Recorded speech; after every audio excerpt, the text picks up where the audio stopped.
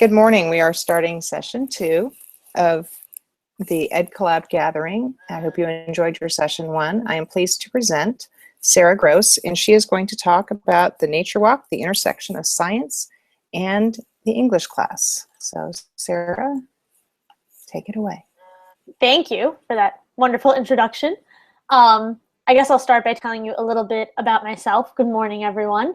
I usually get strange looks when I talk about the intersection of science and English because we tend to think of them, especially in the secondary classroom, as two very distinct subjects, each in their own classroom and rarely intersecting. But I actually graduated from a STEM high school, started my college career pretty certain I was going to be a biology major, and then as a reader and writer, ended up turning to English because I wanted to share that and to be a teacher. But now, many years later, I'm actually pursuing a master's in teaching biology, so you can and should combine the two because we do it with our students at my high school all the time, and it really does open up a whole new world to them. So science and English, one of the best ways to bring them together is definitely through nature. Specifically, we do a lot of nature walks, a lot of time outside, and we were inspired very much by Dr. David Haskell, who wrote The Forest Unseen, which is an amazing book of essays.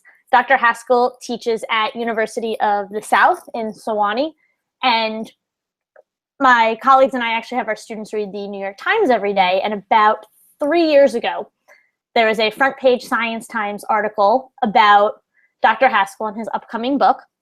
And it had a beautiful picture, and it caught our attention, so the students read it. As teachers, we said, oh, I wonder if Dr. Haskell's on Twitter. It sounds like he's doing something really cool. He was on Twitter, and long story short, we reached out. We ended up ordering the books for our students, and we've been using them ever since. I think it's great for grades 6 through 12 because Dr. Haskell's book is written as a set of essays, so you can read them in one sitting. You can pull essays out, and he actually ended up going outside and adopting a square meter of space in a forest on his campus or right outside his campus, and he visited every day for a year and wrote about his observations. And he's interested in poetry. He is a scientist, so it was an interesting collaborative effort within his own life that we use to inspire our students. So I do teach at a STEM high school, and I teach freshmen. I teach all of the freshmen. I'm very lucky to have cooperative colleagues who are happy to experiment and try things, but you can do this in your own classroom. It's even better if you can reach out to a science teacher and see if you can do things together so that our students see that not everything is in its own little box. So we decided, my biology colleague and I, that we were going to have our students do the same experiment that Dr. Haskell did, and that we would focus specifically on science communication. Because even if you don't want to be a scientist, everyone needs to understand science. And I think that's even more clear these days as we are in the run-up to the next presidential election, and every time there's a debate or a candidate makes a statement about science, I end up feeling like I should bang my head on the desk because the science isn't always correct. So I want my students to be able to understand the basics of science, to be able to think critically about it, to be able to converse about it, even if it's not what the field that they plan to go into. And as an English teacher, I also think that science can inspire us, nature can inspire us. And if we think about all of the classic literature that we know that has been inspired by spending time in nature, Walden, of course, immediately comes to mind, but there are so many other great poems and essays and novels and nonfiction pieces out there that our students maybe aren't as aware of, and especially because their world tends to be centered around a screen. And I spend a lot of time on social media, absolutely, but I also think it's really important that they see the world around them and really pay attention to it and learn how to communicate about that world. So I have a favorite quote that I'm going to get my screen sharing going here, that I just want to share with you quickly. And only through art can we get outside ourselves and know another's view of the universe, which is not the same as ours. As an English teacher, that's really important to me. I want my students writing. I want them to be comfortable sharing their thoughts. And one thing that we all have is the world outside of our classroom. And you don't have to have a forest. You don't have to have a beautiful meadow. It can be the lawn outside of your classroom.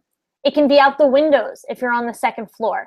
There are ways to access nature that we can bring into our classroom without worrying about losing a lot of time or, oh, we don't have enough nature.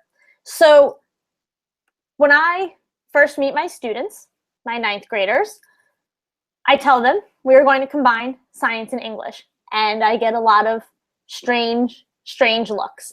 And then I share with them, and I'm sorry, I feel like I might make people seasick, but I want to share a quick picture of the article. I share with them the article from the New York Times. And if you're interested, you can go on the New York Times website. It's Finding Zen in a Patch of Nature. And it's a nice article about the work that Dr. Haskell did. So I share that with them. And we talk about why a scientist would be interested in just observing nature and observing a small piece of nature. It's 1 square meter. And at first, my students are usually a little bit hesitant.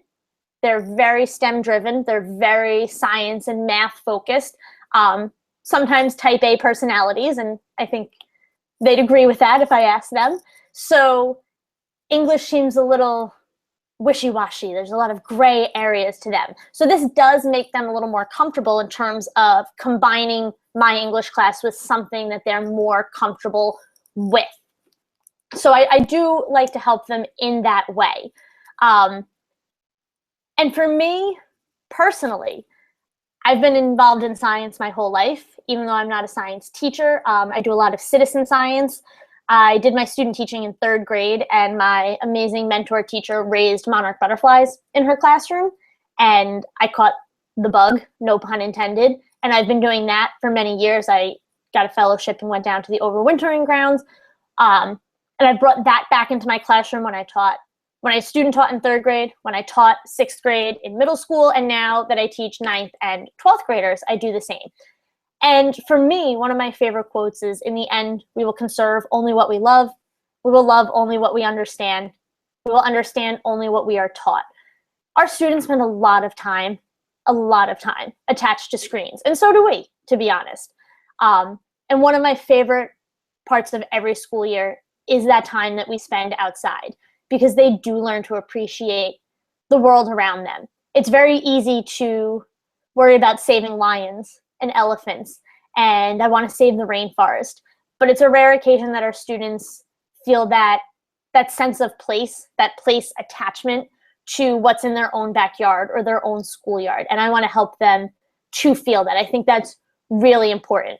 And then at the same time, because I want them to see the value in this, I know my students plan to go into engineering, many of them computer programming, things like that. So I share with them the fact that, engineering, for example, from software development to biomedical applications, requires a lot of skills. And they're listed on the slide that I'm sharing with you now, which is from an amazing article, Nature is the Best Training Ground for STEM Careers, and really for any career, because taking the time to observe nature helps our students to hone those skills of observation, looking at patterns, making relationships between what they're seeing and between the classes that they're studying in. So that's really why I do this. So I want to talk to you a little bit about how my colleagues and I make the time to do this and what exactly we do when we are outside with our students. And we are outside in every type of weather that you can imagine, much to my students' chagrin much of the time. So what we do is, and it's varied every year depending on how much time we have. In the very beginning, we took our students out once a month. The very first day, we have our students read the introduction to The Forest Unseen, and one of the first essays. The essays are arranged by season. So we have them read one about fall. My biology colleague usually has something that he's studying in class at that time, and we try to find an essay that goes along with that. And we take our students outside. We bring measuring tape, we bring popsicle sticks, and we bring yarn, and we set them loose. We say, you can stay in this area, and we are lucky that we have a small man-made pond on the edge of our campus. We share our campus with a community college. So while we have a lot of lawn space, we do have some fields and a man-made pond. So we pick an area to bring our students where there are sort of natural borders for them. So, okay, you have to stay within this area, and everybody has to pick a spot. And that's going to be your spot for the rest of the school year. And that's a lot of fun because it's the first time for a lot of my high school students that they're really stopping and getting to pay attention to what is going on in the natural world around them and getting to pick what interests them in that natural world. So they'll move around sometimes for a half an hour. I like this space. No, maybe I want to be under a tree. No, I want to be near the pond. Our biology teacher will talk to them about, abiotic and biotic factors and what they might be studying in class or the research that they might be doing in the future. And when they pick their spot, their job is to measure out 1 square meter. So we bring a little bit of math class in there. They sketch it in their notebooks, and then they sit. And this is difficult for some of them. We have them choose this place. And Dr. Haskell said to our classes back in 2012 when we did a Skype call, don't go looking for a special place. Instead, find a place and make it special. And that really resonated with my colleague and I, because all too often our students are looking for that perfection, something that is going to be amazing and life-changing. And you can't always pick that out, in a half an hour just wandering the forest or the field. So we tell them they're going to make that place special. So once they've measured and they've picked it, they sit down, they take out their writer's notebooks, and they just observe. The biology teacher usually gives them an assignment, perhaps something like list all the abiotic and biotic factors that you see in your square meter. I'll often challenge them to sketch something or to sketch their entire square meter if they're comfortable. And then I also ask them in their notebooks just to jot, perhaps in a bullet list, what they're seeing. What do they see? What do they hear? What does it feel like? Using their senses. And this is a great way for us to practice some descriptive writing, but in a low stakes environment. And no one has the excuse there's nothing for me to write about, because you can move the leaf litter on the ground. You can look at the grasses that are growing. Perhaps there's a tree. We tell them they can look up. Are there birds flying over them? Do they hear cars in the distance? Maybe they hear a bird singing. So they jot all these things down. And we start small, maybe 5, 7 minutes, 10 at the most, where they're just observing. Because like I said earlier, that's a challenge. Even for adults, we don't spend a lot of time just being in a place. So for my students, they start out usually in larger groups. They wander with their friends. They want to see, where's my friend going to sit? I want to sit near them. I'm sharing with you now a picture of some students from a few years ago traipsing through the woods, trying to decide where they want to have their spot for the year. And eventually they do end up splitting up. We tell them they have to be able to see somebody else from their mandala. And that's what Dr. Haskell calls it, his mandala. So we adopted the same terminology. And as long as they can see someone else and they're within the boundaries, that's a safe spot, and that can be their spot. So these 3 students here actually ended up, if I remember correctly, sort of standing up with their backs to each other and walking like 10 or 15 paces out and then just sitting where they were. So they were within sight of each other, but they each had their own spot. And because a forest ecosystem can vary so much on that almost micro level, of just this square meter, everyone was in a different type of spot. One would have a fallen tree in their spot, somebody else was under a sapling, and someone else was in an area of just grasses. And they take that time to look around and to see what's really here. And there are all different types of writing that they'll do over the course of the year. They'll make lists, both for biology and for English class. Lots of observations, both in biology and in English class. We write poems, and I'll talk a little bit about that later on. Wonderings, to steal from Georgia Hurd's amazing book, what they're wondering about, what it could be in science or in English.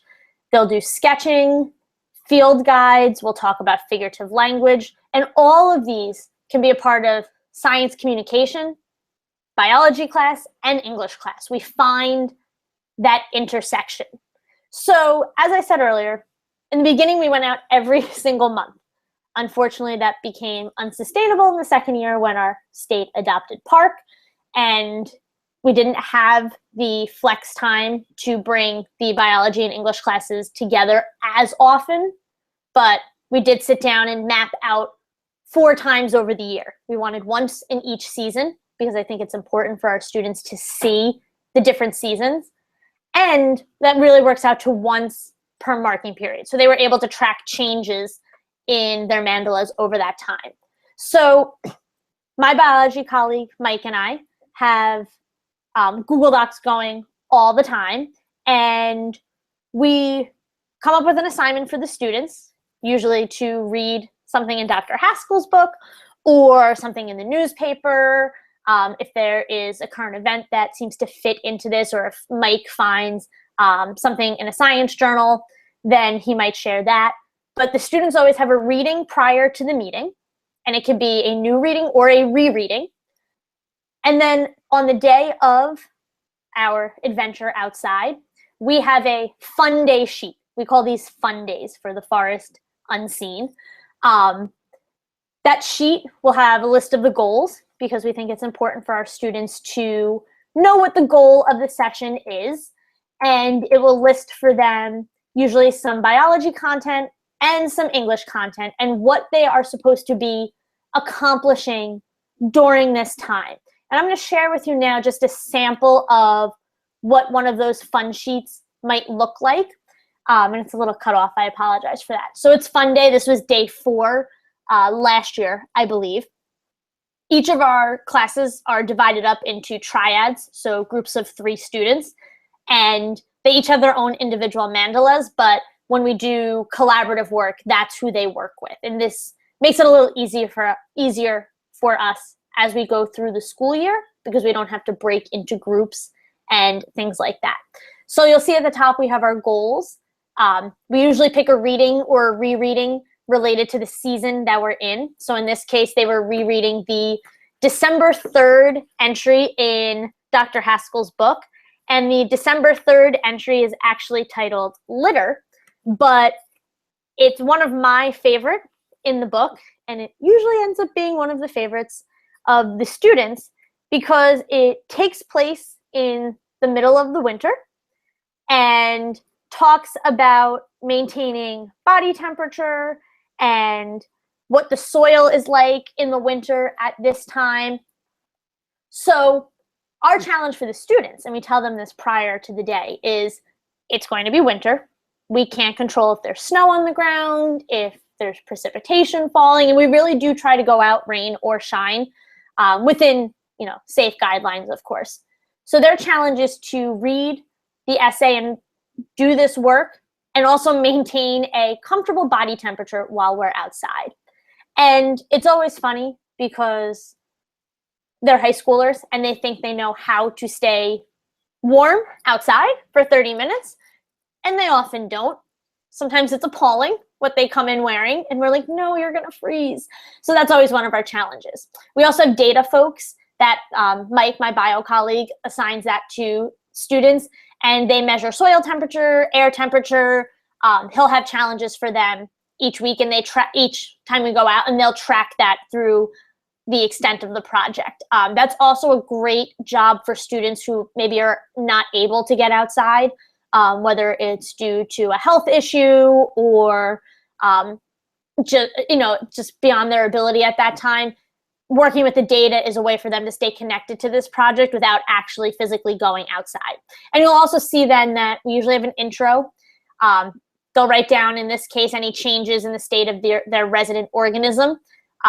They're in charge for bio of picking a plant or an insect, something that lives in their mandala at the beginning of the year, and sort of tracking it through the year. And then for English at the bottom, they have a challenge to take notes on the back of the sheet about their feeling as they are outside for 30 minutes.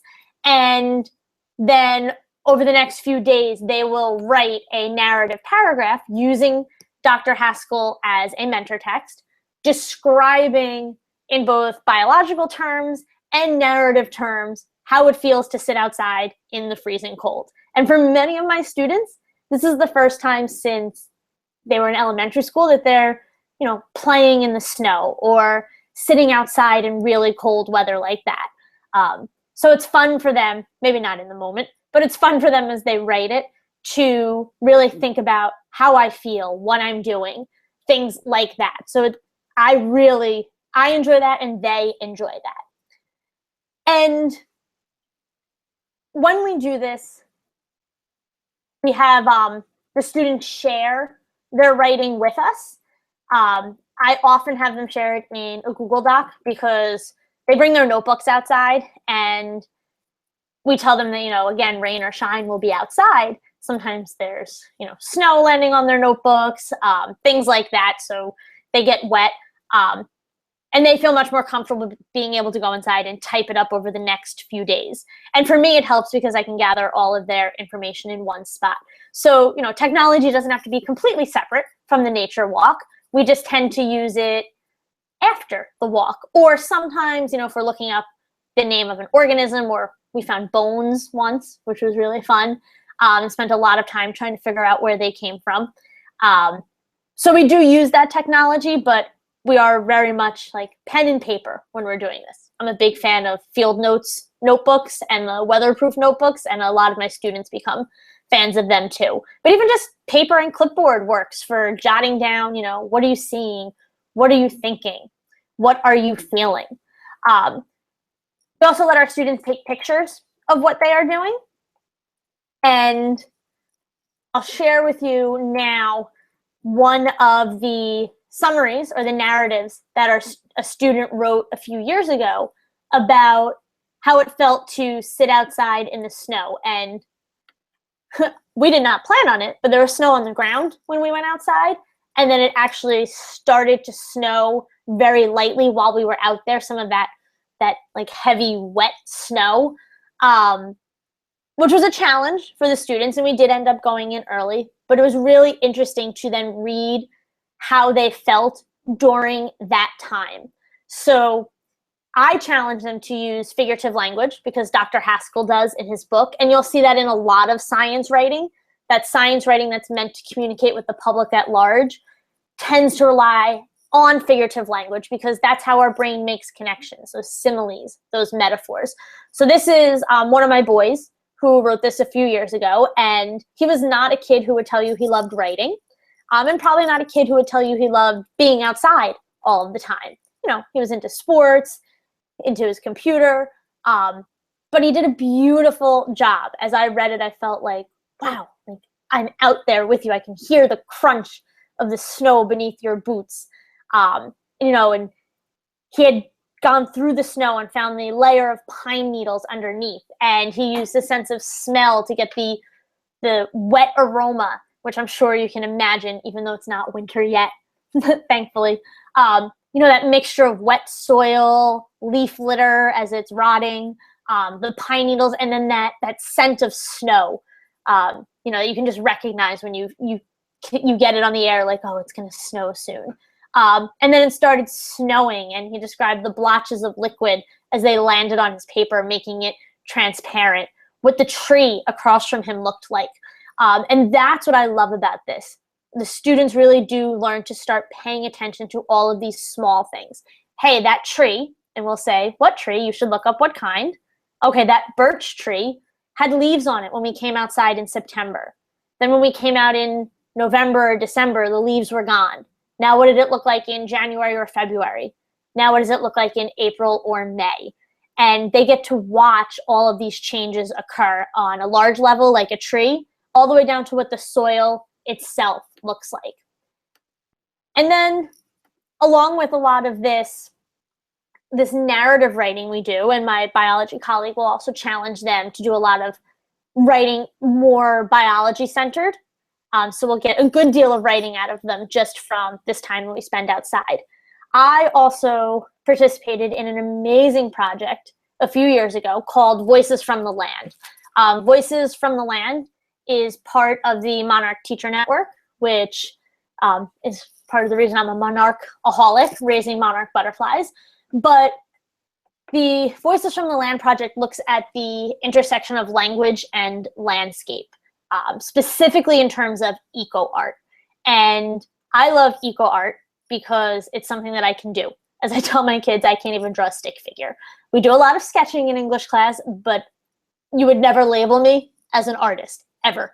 But eco art, especially eco art that uses Andy Goldsworthy as a mentor, is something that anyone can do, from kindergarten to adults. And I've seen, preschoolers and adults do this separately and together.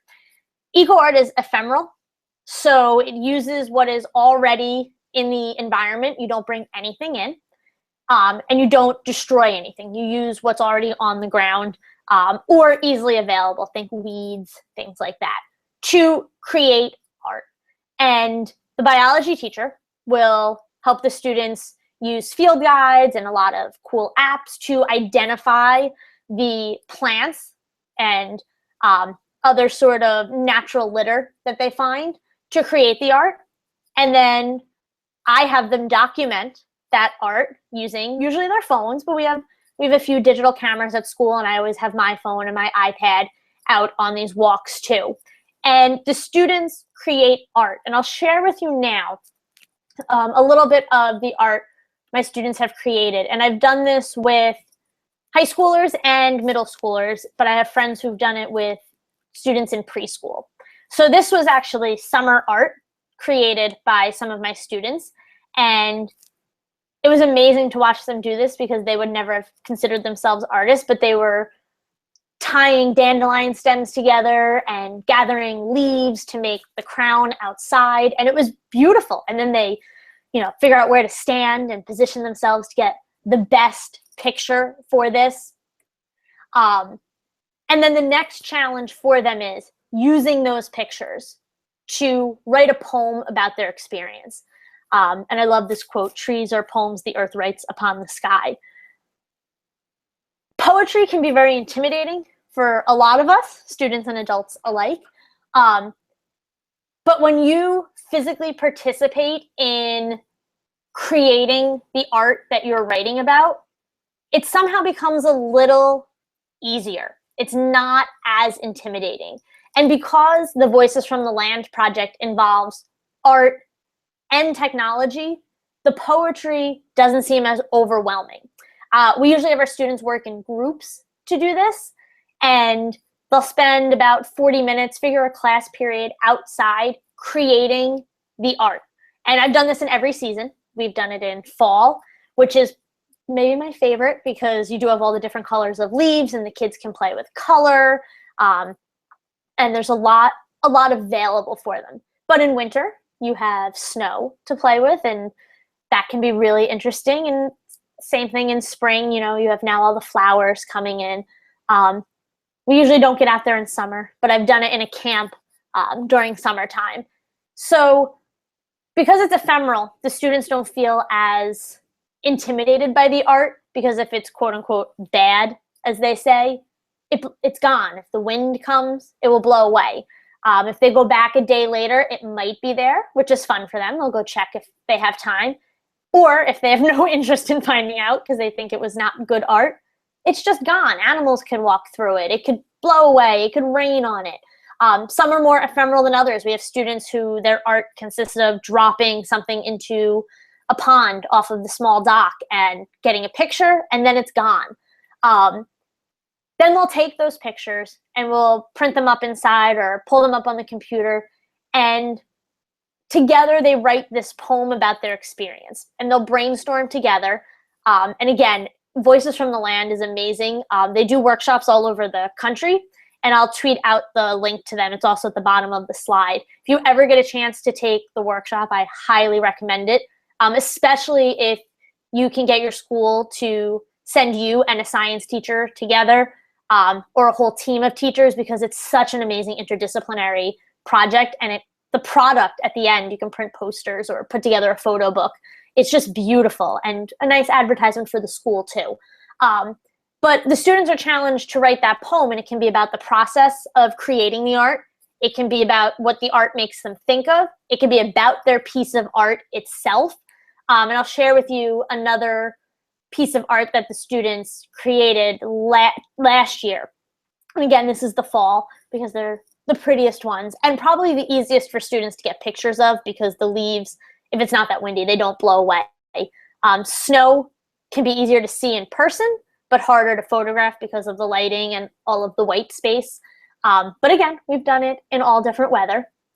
So this piece inspired some really awesome poetry from my students. And what we do in the end is I have created, this is actually a photo from a photo book that we created on Shutterfly.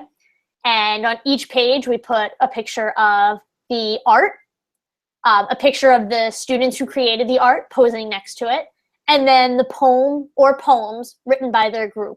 And this I created when students were in 6th grade. And I actually ran into a student a few months ago who remembered doing this, and her parents had purchased the book from Shutterfly because they had contacted me and said, "Oh, we saw you made one. We'd love to have a copy," as parents do.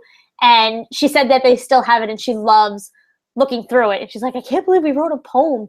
Like, I never thought I'd write poems, and now it's in a book." So it's a really great experience for kids. And then the Voices from the Land project also has a website where you can create posters. Students can drag and drop and either share them electronically, or you can print them digitally. You can email them to parents, email them to students. So there are lots of different ways to access it. And the students are always so proud when they're able to combine these STEM subjects. Like, I'm great at technology, I'm great at photography, I feel like I'm a good writer. And usually they all feel like they're bad artists for one reason or another. But all of a sudden they create this amazing project. It's one of my favorite things to do with students. So again, Voices from the Land is absolutely amazing. And I know they have a bunch of workshops coming up this fall. I took a workshop, I think I've done it twice now here in New Jersey, and K through 12, it works for anyone. So you can see their brochure and everything. Like I said, I'll tweet out the link, and I have nothing to do with them other than I'm in the Monarch Teacher Network, but it's such a fabulous experience. And you really, if you are looking for a way for your school to support this interdisciplinary work, I know sometimes they want to see something tangible and they want to see some PD from it. That's a great way to involve everyone. And also, as an English teacher, I know sometimes it's hard to convince content area teachers to give up time. And that is something to be aware of. I spent a lot of time over the last few years surveying content area teachers, grades 6 through 12, all over the United States. And the number one reason they say they don't do writing in their classroom is because there's just no time. They have so much content to get through. And I understand that. We all understand that. But if you can find a way to make everyone's lives slightly easier by saying, hey, look, I can check off these standards, you can check off these standards. And for students, they can kill two birds with one stone. One activity might get them 2 grades or 2 assessments in a class, 2 experiences. And they have that tangible grade or product at the end, but they also get the experience of, hey, science and English class aren't completely separate. So last year, my bio colleague Mike and I surveyed our students, and we asked them at the end of the year, what did you get out of this, specifically for biology, and what did you get out of it for English? So with respect to biology, students said things like, I knew changes in nature always occurred. However, I was able to see and document changes in my mandala over time. We don't give students a lot of time to just be, I guess, and just observe. And taking them outside on a nature walk, whether it's once during the year, 4 times, 10 times, whenever you can get them out there, it gives them that opportunity to start seeing the world around them through different eyes.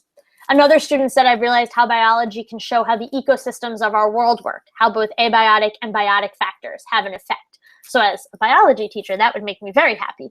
Because look, we have specific terminology in there, specialized vocabulary, all of that, is really important. And then things like sometimes I should just be quiet and observe my surroundings. That's an important life lesson too, I think. In regards to English, students said things like, when you cannot rely on graphs or charts or illustrations, use your skills as a writer to convey visual ideas to your readers. That's new for a lot of my students.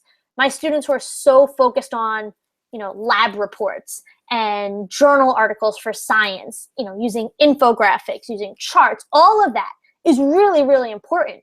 But sometimes there are things that you can't convey through a chart or a table, and you have to convey it through your words. So we give them the time to practice that. I learned that you can write about a topic by breaking the boundaries of what's commonly expected to entice the audience. That actually came about after we Skyped with Dr. Haskell, and he talked to them about how he still loves poetry and he still does all this writing. I actually saw on Twitter he's teaching a nature writing class, I think next semester, that I was like, oh, if only I lived closer. But for a lot of our students, they're so used to, this is a persuasive essay. This is an argumentative essay now that you're in high school. Now this is narrative. This is memoir. This is a research paper. That, they learn it's okay. You can break the rules and you can combine all of these genres and types of writing. And then, of course, as an English teacher, one of them said writing can be fun. That's huge for a bunch of STEM kids. Really, really huge. So that made me very, very happy. So I think it's so important that we take the time to show our students how humanities is not just something you push to the side. Because they don't tend to see careers in the humanities as easily obtained, I guess is a good way of saying that. It's easy to say, I want to be an engineer. I want to be a scientist. I want to be an accountant. I want to be a teacher. But they don't hear, I want to do something in English. I want to do something in history. They tend to see those as just a gray area. I like to show them, you need humanities. You can never be just an engineer or just a scientist. I mean, take a look at any of the job postings on something like monster.com or Career Builder, and no matter what industry you look at, they all say strong writing skills, strong communication skills. That's necessary. And even more so than that, I'm going to share with you one of my favorite posters from the College of the Humanities at the University of Utah. And they actually have a whole set of these, but this is one of my absolute favorites. And I have to get one for my classroom. But science can tell you how to clone a T-Rex, and humanities can tell you why this might be a bad idea. We have to teach our students that STEM thinking and humanities thinking are not completely separate from one another, that they have to work hand in hand, or we will end up with Jurassic World someday in the future. That our students are the ones who will make the big decisions as we go forward, and they have to be good critical thinkers. They have to be able to take care of the world around them at the same time. And a lot of that can come from just science class. It has to come from the humanities too. And even more so, it has to come from the humanities and the science classes working together. So I know sometimes it can be scary, or you're afraid you're going to annoy someone, but I highly recommend find that science teacher or that English teacher in your school that you feel comfortable reaching out to, and see if you can just do one activity together. Is there something that you can do to bring science and humanities together for your students? Oftentimes it does mean Mike and I are creating Google Doc and working on it asynchronously at home.